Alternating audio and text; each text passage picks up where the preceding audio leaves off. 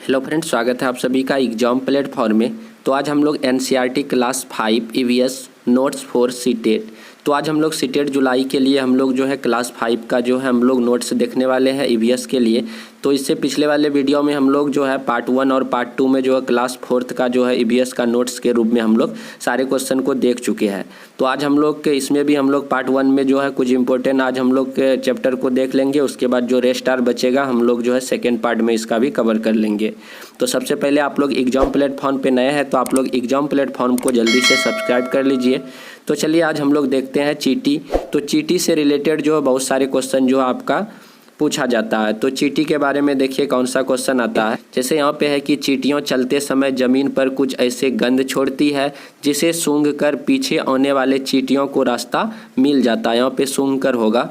इसीलिए हम लोग देखते हैं कि चींटियाँ हमेशा एक लंबी कतार में क्रमबद्ध चलती रहती है। तो चींटियाँ आप लोग देखे होंगे कि घर पे जो है चींटियाँ एक कतार में ऐसे चलती है। तो होता क्या है कि जो आगे वाली चींटी होती है तो वह क्या करता है, एक विशेष प्रकार का गंध छोड़ती है जो पीछे वाले उस गंध के अनुसार से जो है एक क्रमबद्ध लाइनबद्ध वह चलने लगता है पंक्ति के रूप में। तो इस तरह से उसके बाद मच्छर से रिलेटेड क्वेश्चन आपका रहता है। जैसे मच्छर के बारे में है कि मच्छर हमारे शरीर की गंध, तलवे की गंध और हमारे शरीर की गर्मी से हमें ढूंढ लेता है। तो आदमी कहीं भी बैठा रहता है तो मच्छर उसको कैसे मतलब कि पहचान लेता है। तो आदमी के पास जो है शरीर में एक विशेष प्रकार का गंध होता है, उसके तलवे में गंध होता है। तो उसके गर्मी और शरीर की गर्मी के द्वारा जो है मच्छर क्या करता है, आदमी को पहचान लेता है। उसके बाद है रेशम की कीट यानी कि कीड़ा। इससे रिलेटेड आपका क्वेश्चन रहता है। जैसे यहाँ पे है रेशम का कीड़ा अपनी मादा को उसकी गंध से कई किलोमीटर दूर से ही पहचान लेता है। तो इस तरह से रेशम के कीड़े में जो है खासियत पाया जाता है कि रेशम का जो कीड़ा होता है अपनी मादा को जो है क्या करता है, वो उसकी गंध से कई किलोमीटर दूर से ही क्या करते हैं, पहचान लेते हैं। उसके बाद कुत्ता है आपका। इससे भी रिलेटेड आपका जो क्वेश्चन आता है, जैसे कुत्ता चलते समय रास्ते पर मल मूत्र का त्याग करता है जिससे उसे रास्ते की जो है क्या होता है, पहचानने में उसे आसानी मिल जाता है। तो कुत्ता भी जो एक विशेष प्रकार का जो है वह मल मूत्र का त्याग करता है जिससे वह रास्तों का क्या करता है, उससे पहचान कर लेता है, आसानी से वह पहचान कर लेता है। उसके बाद है पक्षियों की आँखें। इससे रिलेटेड भी क्वेश्चन आपका रहता है कि पक्षियों की आँखें उनके सिर के दोनों तरफ होती है, इसीलिए पक्षी एक समय में दो अलग अलग चीज़ों पर नज़र डाल सकता है। तो पक्षी के आँख के बारे में आप लोग पढ़े भी है, जैसे कि क्लास 4 में भी आप लोग पढ़े थे कि पक्षियों के जो आँख होते हैं उनके सिर पर होता है और आँखें जो उसका क्या होता है, स्थिर होता है, जिसके कारण उसको जो इधर उधर देखने के लिए जो है उसको सर यानी कि गर्दन को ही घुमाना पड़ता है। तो वह क्या करता है, एक समय में दो अलग अलग चीज़ों पर नज़र डाल सकता है। ज़्यादातर पक्षियों की आँखें पुतली नहीं घूमती है, जो आँखें होती है उसकी पुतली जो है नहीं घूमती है, इसलिए वह अपने गर्दन घुमाकर आसपास के चीज़ों को देखता है। तो गर्दन घुमाने का यही कारण है कि उसके आँखें जो होता है पुतली वह स्थिर रहता है, जिसके कारण उसको इधर उधर की चीज़ों को देखने के लिए पक्षियों को क्या करना पड़ता है, उसके अपने गर्दन को घुमाना पड़ता है। तो आगे आपका है कि चील, बाज और चमगादड़ जैसे पक्षी हमसे 4 गुना ज़्यादा दूरी को देख पाता है। तो चील हो गया, बाज, चमगादड़ ऐसे पक्षी है जो हमसे जो है मनुष्य से लगभग 4 गुना ज़्यादा दूरी पर है। तो वहाँ से जो है वह चीज़ों को स्पष्ट वह क्या करता, देख पाता है। उसके बाद है रात में जागने वाले जानवर। रात में जो है जागने वाले जानवर हर चीज़ को सफ़ेद और काली रंग में ही देख पाते हैं। रात में जो भी जानवर जागते हैं तो वह जो है हर चीज़ को जो है सफ़ेद और काले रंग में ही देख पाता है।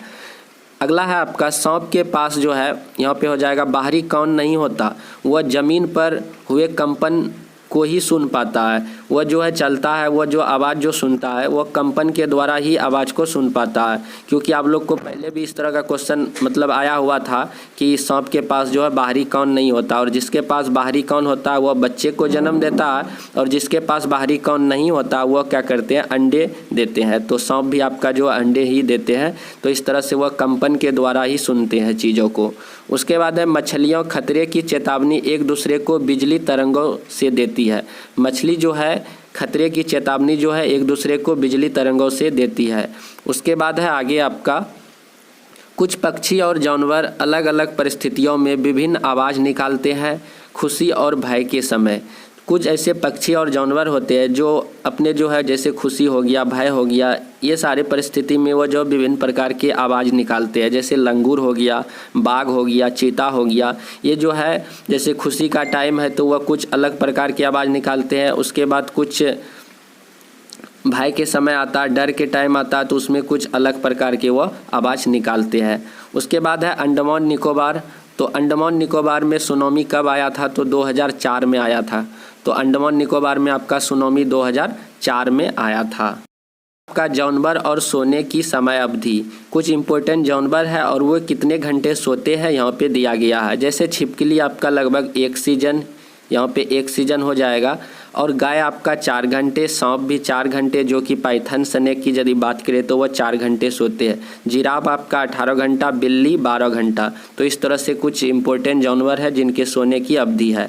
उसके बाद स्लॉथ, तो आपका जो है सीटेट में जो है ईवीएस से आपका जो है स्लॉथ के बारे में बहुत ही ज़्यादा ईवीएस में क्वेश्चन रहता है कि स्लॉथ जो है कितने घंटे सोते हैं, उसके बाद कैसे वह पेड़ पे रहते हैं। इस तरह के क्वेश्चन जो इससे रिलेटेड रहता है। जैसे स्लॉथ जो है आपका भालू के जैसे दिखते हैं, स्लॉथ जो है भालू के जैसे ही दिखते हैं। उसके बाद यह दिन में लगभग 17 घंटे पैरों से उल्टे सिर लटकाकर मस्ती से सोते हैं। ये जो है पेड़ पे जो है 17 घंटा लगभग जो है उल्टा लटका हुआ रहता और वह मस्ती से क्या करते हैं, सोते हैं। उसके बाद है यह जिस पेड़ पर रहते हैं, बहुत ही ज़्यादा इम्पोर्टेंट है स्लॉथ से रिलेटेड। यह जो है जिस पेड़ पर रहते हैं उसी के पत्ते खाकर पलते हैं, यहाँ पे पलते हैं। तो स्लॉथ जो है आपका जो है जिस पेड़ पे रहते हैं और उसी के पत्ते को खाकर वह क्या करते हैं, पलते हैं। और ये जो है एक ही पेड़ पर लगभग 5 वर्षों तक रहता है। कितना वर्षों तक रहता है? 5 वर्षों तक रहता है। उसके बाद आगे है जब यह पेड़ के सारे पत्ते खा लेते हैं तब वह फिर से क्या करते हैं, उतर कर पास के जो पेड़ पर चले जाते हैं। तो वह जब सारे पत्ते उस पेड़ के खा लेते हैं तो फिर वहाँ से वह नीचे उतर जाते हैं। उसके बाद है लगभग 40 साल की उम्र में यह मुश्किल से 8 पेड़ पर जो है घूमने का तकलीफ उठाते हैं। लगभग 40 वर्षों के बाद जो है वर्षों तक जो है स्लॉथ जो है मुश्किल से 8 पेड़ ही बदलते हैं। मतलब कि एक पेड़ पे रहे फिर दूसरा पेड़ पर, इस तरह से 40 वर्षों तक वह मुश्किल से 8 पेड़ को ही चेंज करते हैं। ठीक, उसके बाद है एक सप्ताह में एक बार जो है सोच करने के लिए पेड़ से वह नीचे उतरते हैं। तो एक सप्ताह में एक ही बार वह पेड़ से नीचे उतरते हैं और एक पेड़ पर लगभग वह 5 वर्षों तक रहता है। ठीक, तो एक पेड़ पर 5 वर्ष रहा तो वह टोटल 40 वर्षों तक कितना पेड़ हो गया, 8 पेड़ हो गया। तो इस तरह से वह 40 वर्षों की उम्र तक में जो है 8 पेड़ पर ही रहते हैं और एक पेड़ में वह लगभग 5 वर्षों तक रहते हैं। उसके बाद सप्ताह में एक बार नीचे उतरते हैं और वह भालू के जैसे दिखते हैं। तो स्लॉथ से रिलेटेड इस प्रकार के क्वेश्चन आपके सीटेट में पूछे जाते हैं। उसके बाद बाघ से रिलेटेड क्वेश्चन आपका रहता है। बाघ जो है आपका अंधेरे में हमसे 6 गुना बेहतर देख पाता है। बाघ जो है आपका अंधेरे में लगभग जो है मनुष्य से जो है 6 गुना अधिक मतलब कि स्पष्ट वह चीज़ों को देख पाता है। उसके बाद आगे है आपका बाघ की मूछें हवा में हुए कंपनी, यहाँ पे देखिए कंपन होगा, टाइपिंग पे मिस्टेक है। बाघ की मूछें हवा में कंपन को भांप लेती है और उसे शिकार की जो है बिल्कुल सही स्थिति का पता चल जाता है। वह कंपन के द्वारा ही जो है उनके जो मूछें होती है हवा में, तो उसके द्वारा वह जो है स्पष्ट मतलब कि कहाँ पे शिकार है उसका स्थिति का वह क्या करते हैं, पता लगा लेते हैं। उसके बाद है इससे उन्हें जो है अंधेरों में रास्ता ढूंढने में भी मदद मिलता है। उनके जो मूछें होते हैं लंबे लंबे, तो उन्हें जो है रास्ता ढूंढने में भी मदद करता है रात के समय में। उसके बाद है बाघ का जो है गर्जन लगभग 3 किलोमीटर दूर तक सुना जा सकता है और बाघ का जो दहाड़ होता है, जो वह आवाज़ निकालते हैं, वो लगभग जो है 3 किलोमीटर दूर तक उसका दहाड़ जाता है। आगे है आपका बाघ हवा से पत्तों के हिलने और शिकार से झाड़ियों में हिलने से हुई आवाज़ में अंतर को भांप लेता है। तो बाघ जो है हवा से पत्तों के हिलने और शिकारियों से पत्ते के हिलने, उनके जो है आवाज़ से जो हुआ क्या करते हैं, अंतर को भांप लेते हैं कि यह हवा के द्वारा पत्ते हिल रहे हैं या किसी शिकार मतलब कि कोई अन्य जानवर के द्वारा यह पत्ते हिल रहे हैं। तो उसका जो है वह अंतर आराम से जो हुआ पता कर सकता है। उसके बाद है बाघ के दोनों कान बाहर की आवाज़ को पहचानने के लिए अलग अलग देशों में बहुत ज़्यादा जो है घूम भी जाते हैं। तो वह जो है बाघ जो है बाघ के जो है दोनों कान बाहर की आवाज़ को पहचानने में और अलग अलग यहाँ पे दिशा होगा, दिशा में बहुत ज़्यादा वह घूम भी जाते हैं, तो इस तरह से बाघ से रिलेटेड है। उसके बाद है उत्तराखंड का जिम कॉर्बेट नेशनल पार्क और राजस्थान के भरतपुर ज़िले में घाना पार्क में भी जानवरों के शिकार करना मना है। तो इस तरह से जो है आपका हो सकता है ऐसे क्वेश्चन रहे कि जिम कॉर्बेट नेशनल पार्क कहाँ पे है, तो उत्तराखंड में भरतपुर, उसके बाद भरतपुर में आपका हो गया क्या, घाना पार्क। तो इन सारे जगह पे जो है शिकार करना बिल्कुल ही क्या है, मना है। उसके बाद आगे है आपका बीन, तुम्बा, खंजरी और ढोल। इन चारों में से ढोल के अलावे बाकी तीन है जो वाद्य यंत्र की सूखी लौकी से बनाए जाते हैं। तो इस तरह से इम्पोर्टेंट क्वेश्चन बहुत ही ज़्यादा है। तो यहाँ पे देखिए क्या, बीन हो गया, तुम्बा हो गया, खंजरी और ढोल। इन जो है चारों में से ढोल के अलावे बाकी जो तीन बचे, ये सभी वाद्य यंत्रों को जो सूखी लौकी के द्वारा ही बनाया जाता है। इस तरह से आपका हो जाएगा। उसके बाद है जानवरों के मारे जाने का कारण। कुछ इम्पोर्टेंट जानवर है उसे जो है क्यों मारा जाता है, तो उसे आज हम लोग देखेंगे।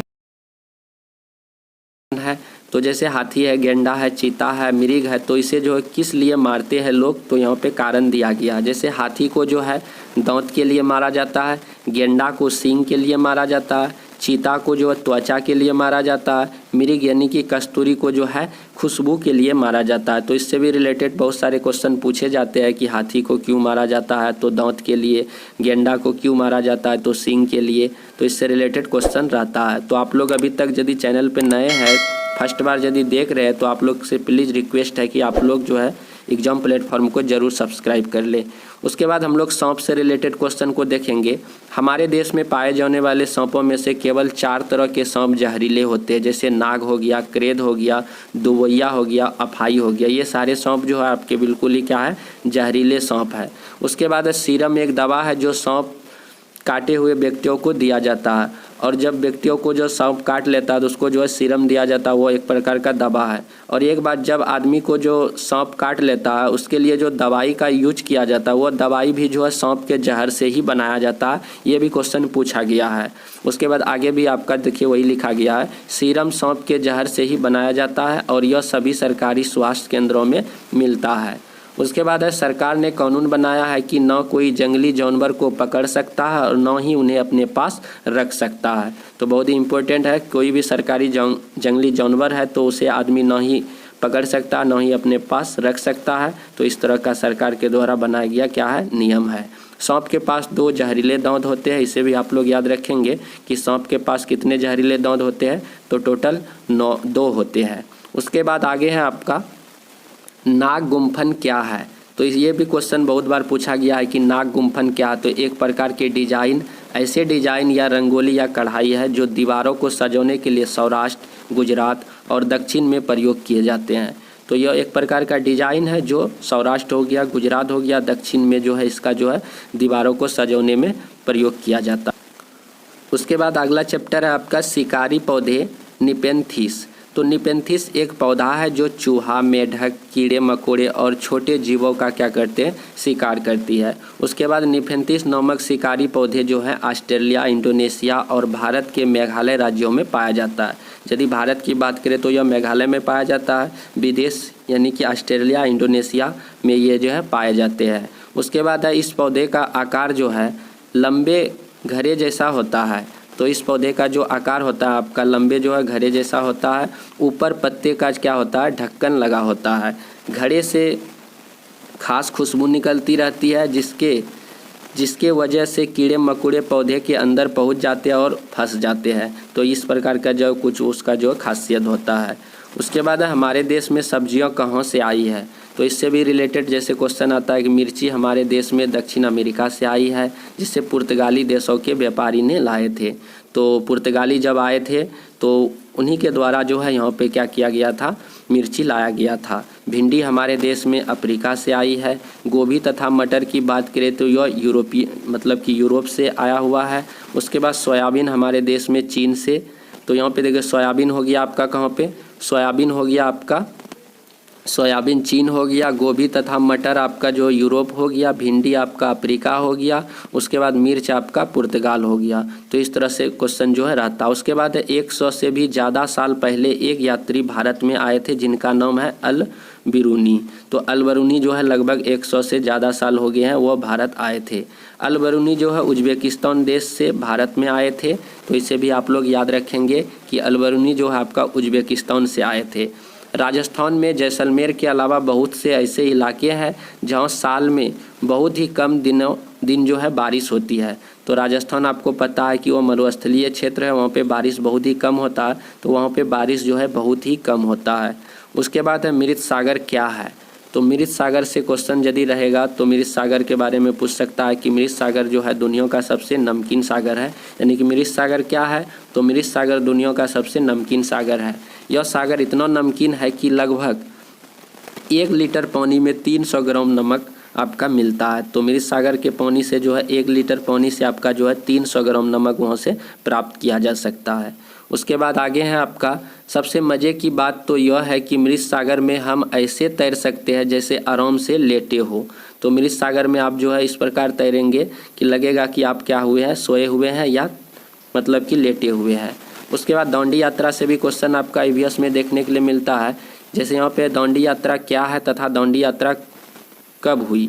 तो दांडी यात्रा जो है यह अंग्रेज़ों के द्वारा आम लोगों को नमक बनाने पर रोक लगाने पर महात्मा गांधी के नेतृत्व में लोगों ने एक साथ मिलकर अहमदाबाद से दांडी के समुद्र तट तक एक लंबी यात्रा की घटना है। दांडी यात्रा कब हुई, तो यह जो है 1930 ईस्वी में दांडी यात्रा अहमदाबाद से दांडी तक चला। उसके बाद दांडी कहाँ पे है, तो गुजरात में है। तो इसमें आज हम लोग इतना ही। उसके बाद जो रेस्ट आवर आपका बचा हुआ है तो उसको सेकंड पार्ट में हम लोग कवर करेंगे। तो आप लोग अभी तक चैनल को सब्सक्राइब नहीं किए तो प्लीज़ आप लोग सब्सक्राइब कर लीजिए। तो चलिए हम लोग मिलते हैं अगले वीडियो पे। जय हिंद, जय भारत।